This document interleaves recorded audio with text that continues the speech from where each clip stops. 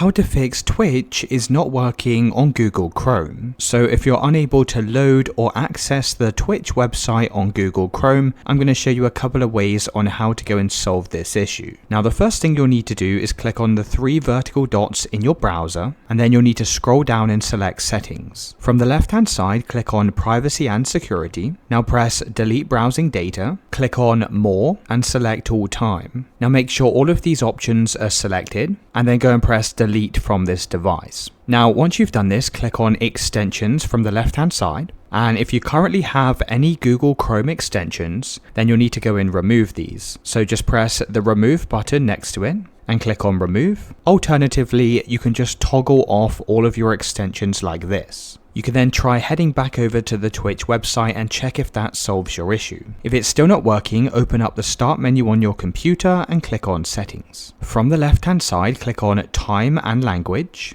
Click on Language and Region and scroll down to the country or region and make sure you have the correct country selected. Now once you've done this, go and open back up your Chrome browser, click on the three vertical dots and press Settings. Now click on Reset Settings, press Restore Settings to their original defaults, and then just go and press Reset. You can now try heading back over to the Twitch website, and that should have solved any loading issues.